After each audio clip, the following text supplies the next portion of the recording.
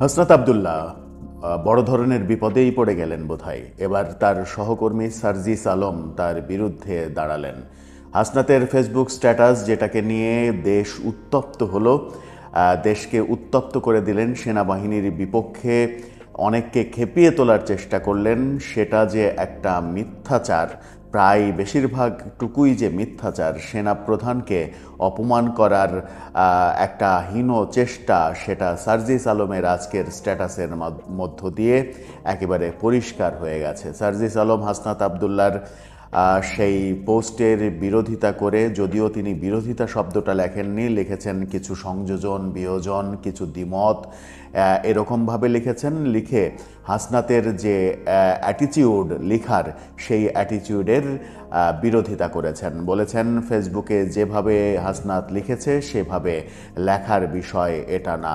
আরও অনেক গুরুত্বপূর্ণ কথা বলেছেন। এদিকে আর এক আলোচিত সমালোচিত সমন্বয়ক আব্দুল হান্নান মাসুদ সার্জিসের স্ট্যাটাসের কমেন্টে গিয়ে লিখেছেন আর এক মারাত্মক কথা। কি হচ্ছে সেনাবাহিনীকে নিয়ে, আদতে এনসিপি কোন দিকে এগোচ্ছে, সামনে তাদের রাজনৈতিক ভবিষ্যৎ অন্ধকার হয়ে গেল কিনা এই ঘটনার মধ্য দিয়ে, সেই আলোচনাই করব এই ভিডিওতে। হাসনাতের যে স্ট্যাটাস দেশকে উত্তপ্ত করলো, যে স্ট্যাটাসকে ঘিরে শাহবাগে সমাবেশ ডেকে জনসমুদ্রে পরিণত করার চেষ্টা করা হলো এবং সেই চেষ্টা ব্যর্থ হলো। তারপরে গতকালকে দেখলাম হাসনাতের ইউটার্ন। হাসনাত সেনাবাহিনীর সঙ্গে দ্বন্দ্বে জড়াতে চান না, এরকম মন্তব্য করলেন। তারপরে সার্জিসের ইউটার্ন দেখলাম। সার্জিস একটা ইফতার পার্টিতে মন্তব্য করলেন, সেনাবাহিনীর সঙ্গে আমাদের কোনো মতবিরোধ নেই, সেনাবাহিনীর সঙ্গে দ্বন্দ্বে আমরা জড়াতে চাই না, তাদের সঙ্গে সুসম্পর্ক আছে। এরকম স্ট্যাটাসের পরে আজকে হাসনাত আবদুল্লার স্ট্যাটাসের বিরোধিতা করে ফেসবুকে দীর্ঘ এক উপন্যাস লিখলেন সার্জিস আলম, যেটা হয়তো অনেকেরই এরই মাঝে চোখে পড়েছে। কিছু গুরুত্বপূর্ণ পয়েন্ট নিয়ে আলোচনা করব সার্জিসের, যেখানে হাসনাতের বিরোধিতা করে খুবই গুরুত্বপূর্ণ কিছু ইঙ্গিত দিয়েছেন। সার্জিস সব থেকে যে গুরুত্বপূর্ণ কথাটা শেষ দিকে বলেছেন সেটা হচ্ছে, হাসনাত যে কাণ্ডটা করেছে, এই মিটিংয়ে যেটাই হোক না কেন, যে কথাই হোক না কেন, সেই কথা ফেসবুকে লিখে হাসনাত যে কাণ্ডটা করেছে, তাতে করে এর পরবর্তীতে এনসিপি কিংবা আমাদের সঙ্গে কোনো ধরনের কোনো স্টেক হোল্ডার কোনো মিটিং করতে আগ্রহী হবে না, তারা ভয় পাবে। কেউ যদি আমাদের সঙ্গে মন খুলে প্রাণ খুলে কথা না বলে, তাহলে সেটা আমাদের জন্যই দুর্ভাগ্যজনক। তার মানে সার্জিসের উপলব্ধি হয়েছে এনসিপির রাজনৈতিক ভবিষ্যৎ অন্ধকার করে দিয়েছেন এক স্ট্যাটাসের মাধ্যমে হাসনাত আবদুল্লাহ। এবং সেই স্ট্যাটাস যে তার মানে যারা পীর আউলিয়া যাদেরকে মানেন, সেই পীর আউলিয়াদের প্রেসক্রিপশনেই যে সেই স্ট্যাটাস দেয়া হয়েছে, সেটা এখন স্পষ্ট। এদিকে সেনাবাহিনীর অবস্থান তো আর বাইরে থেকে বোঝা যাবে না, বাইরে থেকে তারা বুঝতেও দেবে না। সেনাবাহিনীর কঠোর অবস্থান হাসনাতকে ইউটার্ন করতে বাধ্য করেছে, সত্য কথা বলতে বাধ্য করেছে সার্জিসকে, এবং সার্জিস অবশেষে সত্য কথা বললেন। সার্জিসের সত্য কথা বলার আগে সুইডেন ভিত্তিক গণমাধ্যম নেত্র নিউজ গোমরটা ফাঁস করে দিয়েছিল। নেত্র নিউজের দিকে একটু তাকাই। সুইডেন ভিত্তিক এই নেত্র নিউজ গতকালকে প্রথম এই গোমরটা ফাঁস করে দিয়েছে এবং তারা বলেছে যে এই বৈঠকটা হয়েছে সেনাপ্রধান, মানে প্রথম ইনফরমেশনটা যেটা দিয়েছে, যেটা হাসনাত আবদুল্লাহ লিখেননি, যে কার সঙ্গে বৈঠক হয়েছে, কোন অফিসারের সঙ্গে বৈঠক হয়েছে, সেটা নেত্র নিউজ প্রথম ফাঁস করেছে। সেনাপ্রধানের সঙ্গে এই দুইজনের বৈঠক হয়েছে এমনটা বলা হয়েছে। এবং তারা আইএসপিআর থেকে আনুষ্ঠানিক তো মানে কোনো বিবৃতি না দেয়া হলেও তারা ভেতরে যোগাযোগ করে আইএসপিআর থেকে, সেনাবাহিনীর সোর্স থেকে তারা খবর জোগাড় করেছে। এবং খবর জোগাড় করে যেটা বলা হয়েছে সেটা হচ্ছে যে হাসনাত আবদুল্লাহ এবং সার্জিস আলম এই দুজনকে সেনাবাহিনী থেকে ডেকে নেওয়া হয়নি। তারাই একের পর এক সেনাবাহিনীর সঙ্গে যোগাযোগ করছিল, সেনাপ্রধানের সঙ্গে সাক্ষাৎ চেয়ে যোগাযোগ করছিল, যে তারা সাক্ষাৎ চায়। এবং যেটা সার্জিস আলম তার স্ট্যাটাসেও স্বীকার করেছেন, যে 25 ফেব্রুয়ারি যে ভাষণটা সেনাপ্রধান দিয়েছিলেন, এনাফ ইজ এনাফ, এই যে হুমকিগুলো দিয়েছিলেন, সেটার পরে সার্জিস নিজে থেকেই সেনাবাহিনীর সঙ্গে যোগাযোগ করে এবং সেনাপ্রধানের সঙ্গে দেখা করার ইচ্ছা পোষণ করে। তারই ধারাবাহিকতায় 11ই মার্চ তারা সুযোগ পায় সেনাপ্রধানের সঙ্গে দেখা করতে।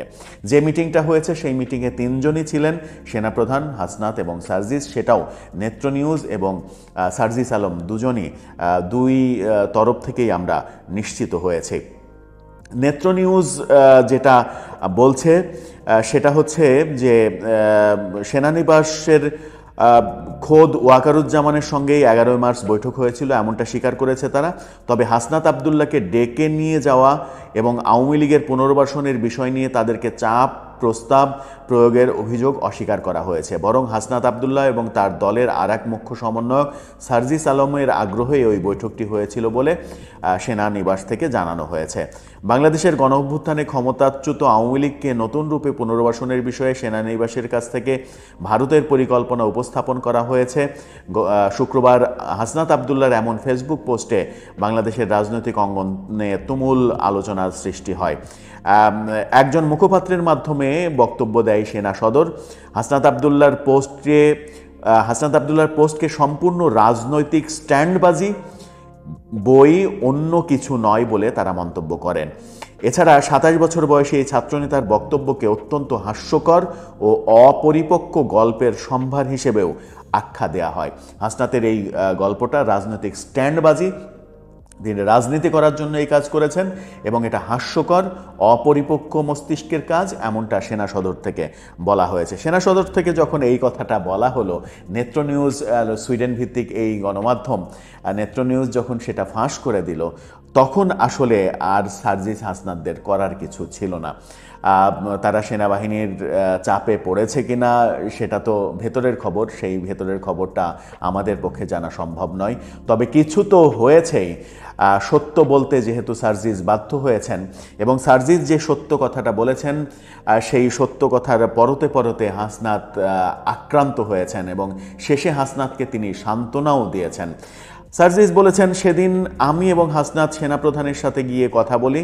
আমাদের সাথে আমাদের দলের গুরুত্বপূর্ণ আরেকজনের যাওয়ার কথা ছিল, কিন্তু বাস্তবতার কারণে, ব্যক্তিগত ব্যস্ততার কারণে সেটা তিনি যাননি। এরপরে লিখেছেন, প্রথমেই স্পষ্ট করে জানিয়ে রাখি, সেদিন সেনানিবাসে আমাদের ডেকে নেওয়া হয়নি। এটা স্পষ্ট হয়েছে যে সেনানিবাস তাদেরকে ডেকে নেয়নি, বরং সেনাপ্রধানের মিলিটারি অ্যাডভাইজারের সাথে যখন প্রয়োজন হতো তখন মেসেজের মাধ্যমে আমাদের কিছু জিজ্ঞাসা ও উত্তর আদান প্রদান হতো। যেদিন সেনাপ্রধান পিলখানা হত্যাকাণ্ড দিবসে অনেকটা কড়া ভাষায় বক্তব্য দিলেন, বললেন এনাফ ইজ এনাফ,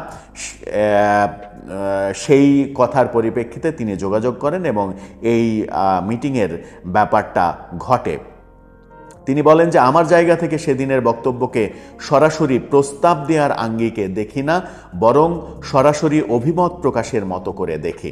অর্থাৎ হাসনাত আবদুল্লাহ যেটা বলেছেন যে তাদেরকে আওয়ামী লীগ পুনর্বাসনের প্রস্তাব দেওয়া হয়েছে, ভারতের প্রস্তাব তাদেরকে দেওয়া হয়েছে, সেটা সার্জিস পুরোপুরি অস্বীকার করলেন, বললেন যে এরকমটা ঘটেনি। তিনি বলেছেন যে যদিও পূর্বের তুলনায় সেদিন সেনাপ্রধান অনেকটা স্ট্রেট ফরওয়ার্ড ভাষায় কথা বলছিলেন, পাশাপাশি রিফাইন্ড আওয়ামী লীগের জন্য চাপ দেওয়ার যে বিষয়টি এসেছে সেখানে চাপ দেওয়া হয়েছে এমনটি আমার মনে হয়নি। বরং রিফাইন্ড আওয়ামী লীগ না আসলে দীর্ঘমেয়াদে দেশের পরিস্থিতি এবং রাজনৈতিক দলগুলোর মধ্যে যে সমস্যার সৃষ্টি হবে সেটা তিনি অতি আত্মবিশ্বাসের সঙ্গে বিশ্লেষণ করেছিলেন। হাসনাতের বক্তব্যে যে টপিকগুলো এসেছিল, যেমন রিফাইন্ড আওয়ামী লীগ, সাবের হোসেন চৌধুরী, শিরিন শারমিন চৌধুরী, সোহেল তাজ, এসব নিয়ে কথা হয়েছিল।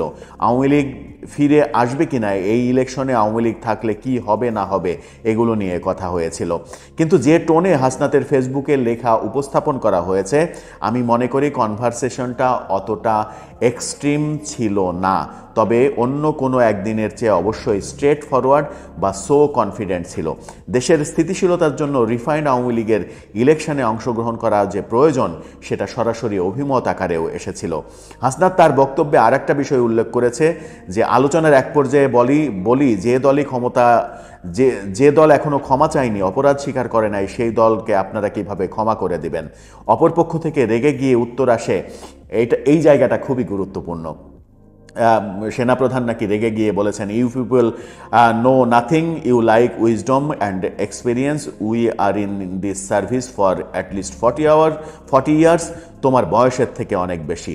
এই কনভারসেশনটা হয়েছে, এটা সত্য, কিন্তু আমাদের রুমে বসে হওয়া কনভারসেশন হঠাৎ এককভাবে শেষ করে যখন সেনাপ্রধান উঠে দাঁড়ালেন, এখানে এই সরাসরি এটা না পড়ে বরং বিশ্লেষণে যায়। হাসনাত বলেছে যে আমরা এক পর্যায়ে রেগে মিটিং ছেড়ে চলে আসি, সেখান থেকে বের হয়ে চলে আসি, মিটিং আর করি নাই, একপাক্ষিকভাবে আমরা চলে আসি। সার্জিস আলম বলছেন যে একপাক্ষিকভাবে মিটিং শেষ করেছেন সেনাপ্রধান মিটিং শেষ করে ওই অবস্থায় রেগে গিয়ে তিনি বেরিয়ে গিয়েছেন। আমরা যখন গিয়ে গাড়িতে উঠছিলাম তখন সেনাপ্রধান অনেকটা কি বলবো, অভিভাবকের স্বরে তিনি এই কথা বলেছেন। তিনি বলেছেন যে সার্জিসের যে কথাটা, সেটা হচ্ছে সেনাপ্রধান রেগে যাওয়ার সুরে এই কথা বলেছেন বলে আমার মনে হয়নি, বরং বয়সে তুলনামূলক বেশ সিনিয়র কেউ জুনিয়রকে যেভাবে অভিজ্ঞতার ভারের কথা ব্যক্ত করে, সেই টোন এবং এক্সপ্রেশনে শেষ বেলায় গাড়ির কাছে দাঁড়িয়ে সেনাপ্রধান এই কথা আমাদেরকে বলেছেন। এদিকে শাহবাগে যে হাসনাত ওয়াকার যে মিছিল হয়েছে, এই ন্যারেটিভ এবং স্লোগানকে আমি প্রত্যাশা করি না, এমনটাও সার্জিস আলম বলেছেন। অর্থাৎ শাহবাগে যে কাণ্ডগুলো হয়েছে, যে মিছিল হয়েছে, সেনাপ্রধানের বিরুদ্ধে যেভাবে উস্কানি দেওয়া হয়েছে, সেগুলো প্রত্যাশা করেন না, সেগুলো ভুল, এমন কথাও সার্জিস আলম বলার চেষ্টা করেছেন। এসবের পাশাপাশি আমি ব্যক্তিগত জায়গা থেকে একটি অভিমত প্রকাশ করতে চাই। আমি ভুল হতে পারি, কিন্তু এই মুহূর্তে আমার এটিই সঠিক বলে মনে হচ্ছে। অন্তর্বর্তীকালীন সরকারের সময়ে দেশের সার্বিক পরিস্থিতি নিয়ে বাংলাদেশ সেনাবাহিনীর সঙ্গে অন্যান্য রাজনৈতিক দলগুলোর কেউ না কেউ যোগাযোগ রক্ষা করে, সেই প্রাইভেসি তারা বজায় রাখে। আমাদের সাথে সেনাপ্রধানের যে বিষয়গুলো নিয়ে কথা হয়েছে, সেগুলোর সাথে আমাদের সরাসরি দ্বিমত থাকলেও আমরা সেগুলো নিয়ে আমাদের দলের ফোরামে বিস্তারিত আলোচনা করতে পারতাম, কিন্তু কিছু সিদ্ধান্ত নিতে পারতাম, সেই অনুযায়ী কর্মসূচি বাস্তবায়ন করতে পারতাম, কিন্তু অন্যান্য রাজনৈতিক দলগুলোর সাথে আলোচনার মাধ্যমে ঐক্যবদ্ধ সিদ্ধান্ত গ্রহণ করে আওয়ামী লীগের যে কোনো ভার্সনের বিরুদ্ধে এখনকার মতোই রাজপথে নামতেও পারতাম। অথবা অন্য রাজনৈতিক দলগুলো সরাসরি আমাদের সঙ্গে ঐক্যমত্য না পৌঁছালে আমরা শুধুমাত্র আমাদের দলের পক্ষ থেকে এই দাবি করতে পারতাম। কিন্তু যেভাবে এগুলো ফেসবুক স্ট্যাটাসের মাধ্যমে এসেছে, এই প্রক্রিয়াটি আমার সমীচীন মনে হয়নি, বরং এর ফলে পরবর্তীতে যে কোনো স্টেক হোল্ডারের সাথে আমাদের গুরুত্বপূর্ণ আলোচনা আস্থার সংকটে পড়বে। খুবই গুরুত্বপূর্ণ কথা বলেছেন হাসনাত আবদুল্লাহ ফেসবুকে এটা লিখে, যেটাই ঘটুক না কেন, যেভাবে লিখেছে সেভাবে ঘটেনি, সেনাপ্রধান সেভাবে বলেনি, একেবারে স্পষ্টভাবে সার্জিস বলেছেন যে হাসনাতের সে নিজের মতো করে বুঝে নিয়ে লিখেছে এবং তার ফেসবুকে লেখাটা ঠিক হয়নি, ভুল হয়েছে। ফেসবুকে লিখে সে এনসিপির বরং দুর্যোগ ডেকে এনেছে। এটা এনসিপির জন্য খারাপ হবে, আমাদের জন্যও খারাপ হবে, এবং ভবিষ্যতে কেউ আমাদের সঙ্গে মিটিং করতে চাইবে না, আমাদের সঙ্গে কথা বলতে চাইবে না, যদি আমরা গোপনীয়তা রক্ষা করতে না পারি। এই স্ট্যাটাস আরও বড় স্ট্যাটাস। এই স্ট্যাটাসের কমেন্টে গিয়ে আর এক সাবেক সমন্বয়ক আব্দুল হান্নান মাসুদ, তিনি কমেন্ট করেছেন এবং তিনি বলেছেন সেটা হচ্ছে যে একটু পড়ে শোনাই। দুইজনের একজন মিথ্যা, এভাবে তিনি স্ট্যাটাসে লিখেছেন, বলেছেন এসব কি ভাই, পাবলিকলি বলছি দুইজনের একজন মিথ্যা বলছেন, এটা চলতে পারে না। আর দলের গুরুত্বপূর্ণ পোস্ট হোল্ড করেও আপনারা যেভাবে ব্যক্তিগতভাবে বিচরণ করছেন এবং তা পাবলিক করে এনসিপিকেই বিতর্কিত করছেন। আব্দুল হান্নান মাসুদ একেবারে স্পষ্টভাবে বলেছেন, যেটা গণমাধ্যমের শিরোনামও হয়েছে, বলেছেন দুইজনের যে কোনো একজন মিথ্যা কথা বলছেন। তাহলে মিথ্যা কথা কে বলছেন? হাসনাত আবদুল্লাহ মিথ্যা কথা বলছেন, নাকি ভয়ে এখন সার্জিস আলম মিথ্যা কথা বলছেন হাসনাতকে সেভ করার জন্য? আসলে কোনটা হয়েছে? হাসনাত আবদুল্লাহ যে স্ট্যাটাসটা দিয়েছিলেন সেই স্ট্যাটাস কি নিজে থেকে দিয়েছিলেন, নিজের বুদ্ধিতে দিয়েছিলেন, নাকি কারো বুদ্ধিতে বায়াসড হয়ে দিয়েছিলেন? হাসনাতের এই স্ট্যাটাসের পরে যারা জার্সি পরা ক্যাপ্টেন নামে হাসনাতকে প্রশংসা করে ফুলিয়ে ফাঁপিয়ে সামাজিক যোগাযোগ মাধ্যম সারখার করেছেন, তারা এখন কি করবেন? তারা এক অর্থে কি হাসনাতের ক্ষতি করেননি? হাসনাতকে উস্কে দিয়ে হাসনাতকে ক্ষতি করেননি? তারা যদি এনসিপির ভালো চান, মঙ্গল চান, তাহলে কি তারা এনসিপিরও ক্ষতি করেননি, যেটা সার্জিস আলম বলার চেষ্টা করেছেন? সার্জিসের এই পোস্ট কি বলে, কি ইঙ্গিত দেয়? ইঙ্গিত এটাই দেয় যে সেনাবাহিনী নিয়ে যে খেলাটা খেলতে চেয়েছিলেন সেই খেলাটা আসলে ব্যর্থ হয়েছে। সেনাবাহিনী নিয়ে খেলা এত সহজ নয়, খেলাটা অনেক কঠিন খেলা। খেলার জন্য পরিপক্কতা অর্জন করতে হয়। অনেক পরিপক্ক রাজনীতিবিদও সেনাবাহিনীর সঙ্গে খেলতে ভয় পায়। সেনাবাহিনীর সঙ্গে আপনি খেলতে যাবেন, আপনি মানে কি বলবো, 2 দিনের কি যেন বলে একটা প্রবাদ আছে, এই মুহূর্তে সরাসরি মনে পড়ছে না। সেই প্রবাদের মতো বলতে হয় যে 2 দিন হলো রাজনীতিতে এসেছেন, এখনই আপনি সেনাবাহিনীকে প্রতিপক্ষ বানাতে চাচ্ছেন। এখনও আপনার রাজনৈতিক দল নিবন্ধন পায়নি, অথচ সরকারের আনুকূল্যে অনেক সুযোগ সুবিধাই আপনারা পাচ্ছেন। এই প্রসঙ্গে আর একটা কথা বলা উচিত, সেটা হচ্ছে সেনাবাহিনীর ব্যাপারে যে বিষোদ্গার হাসনাত আবদুল্লাহ করলেন, ঠিক একই বিষোদ্গার পরদিন সকালে, রাতে করলেন হাসনাত আবদুল্লাহ শেষ রাতে, এবং পরদিন দিনের বেলায় করলেন উপদেষ্টা আসিফ মাহমুদ সজীব ভুঁইয়া। তিনি একটা ভিডিও বার্তা গণমাধ্যমে পাঠালেন, যেখানে সেনাপ্রধান সম্পর্কে সরাসরি বিষোদ্গার করলেন, সেনাপ্রধানকে যাচ্ছে তাইভাবে ছোট করে তিনি মন্তব্য করলেন। এটার পরিপ্রেক্ষিতেই কি বোঝা যায় না যে সরকারের ছাত্র উপদেষ্টাদের সঙ্গে এই ছাত্র সমন্বয়কদের এক ধরনের প্ল্যান ছিল সেনাবাহিনীকে বিতর্কিত করা, জেনারেল ওয়াকারকে বিতর্কিত করা এবং বিতর্কিত করে তাকে তার পদ থেকে সরিয়ে দেওয়া, তাকে তার পদ থেকে সরিয়ে দেওয়ার এহেন কোনো পরিকল্পনা নেই, যা হচ্ছে না। গতকালকে আমরা আজকেই সকালের একটা ভিডিওতে আমরা বলেছিলাম যে সাংবাদিক জিল্লুর রহমান বলেছেন 14 জনের একটা সিন্ডিকেট কাজ করছে, যারা দেশকে অস্থিতিশীল করে তুলতে চায় ঈদের পরে, উদ্দেশ্য নির্বাচনকে পিছিয়ে দেয়া। সেনাপ্রধানকে নিয়ে এই বিতর্ক তৈরি করা, নির্বাচনকে পিছিয়ে দিয়ে স্বার্থ হাসিল করার চেষ্টা নয় তো? ওই যে 14 জনের মধ্যে এরা আবার কেউ কেউ নেই তো? এই প্রশ্নটা এখন কিন্তু এসেই যায়। তবু ভালো সার্জিস আলমের বোধোদয় হয়েছে, তিনি অল্পতেই বুঝতে পেরেছেন যে পথে তারা হাঁটতে চলেছেন সেই পথটা খুবই খুবই দুরূহ এবং খুবই বেশি কাঁটা বিছানো। সেই কাঁটা বিছানো পথে খুব একটা আগানো সম্ভব নয়।